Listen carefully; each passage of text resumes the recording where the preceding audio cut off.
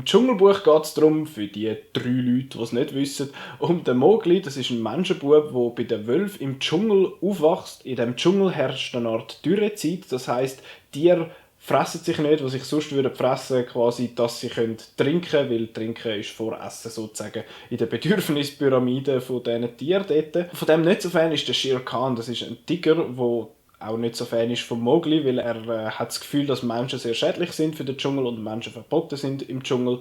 Und darum sagt er, sobald der Waffenstillstand, wo sie haben dort zum Wasser zu trinken, sobald der vorbei ist, sobald es wieder kommt, regnet, bringt er den Menschen um. Aus dem Grund flüchtet dann der Mowgli von seinem Rudel, von seinem Wolfsrudel. Und das Dschungelbuch ist sehr eine klassische Geschichte. Es ist ein Buch, das alt ist. Es ist ein Disney-Film, der im Jahr 1967, also vor fast 50 Jahren, rausgekommen ist. Und jetzt kommt die echte Adaption. Das heisst, das einzige Echte an dem Film ist der Mowgli, gespielt von Neil Sethi. Das ist so ein kleiner indischer Bub, der das wirklich super gemacht hat. Alles vor dem Greenscreen. Man muss sich vorstellen, er hat sich immer vorstellen, dass das Tiere sind, die mit ihm schwätzen, aber es sind einfach irgendwelche Leute gewesen. Und das ist mega beeindruckend und für das hat das mega gut gemacht. Und eben, wie gesagt, der Rest vom Film ist alles digital und das ist fucking beeindruckend. Das ist wirklich mega, mega krass, was die für eine Welt da auf der Leinwand zaubern. Ich meine, der ganze Dschungel, alle Tiere, die ganze Umwelt, alles ist künstlich gemacht mit dem Kompi. Das ist wirklich gelungen. Die Tiere sehen brutal echt aus. Das ist schwerst beeindruckend, wenn ich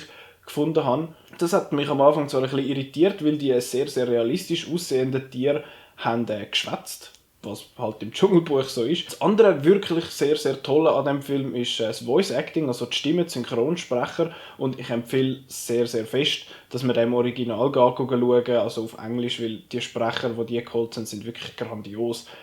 Allen voran meiner Meinung nach ist der Idris Elba als Shere Khan, als der Tiger, der hat so eine krasse Präsenz. Der hat einfach eine Stimme, die super dorthin passt. Und auch herrlich passend ist der Bill Murray als Baloo. Er ist so locker und es wirkt so realistisch und es könnte wirklich der Bill Murray in diesem Baloo, in diesem Bär rein sein und das wirkt so gut, er hat so viel Spass mit dieser Rolle, das merkt man. Ebenfalls nicht Spass gehabt hat wahrscheinlich der Ben Kingsley als Bagheera. Der ist auch sehr passend, hat zwar ein bisschen weniger zu tun gehabt, als dass ich gedacht habe, ist aber gleich super gut gewesen. Auch Lupita Nyong'o, sie hat Raksha geredet. Das ist wirklich eine fantastische Sprecherin. Sie hat so eine passende Stimme für die Rolle, das sind sie wirklich gut ausgesucht.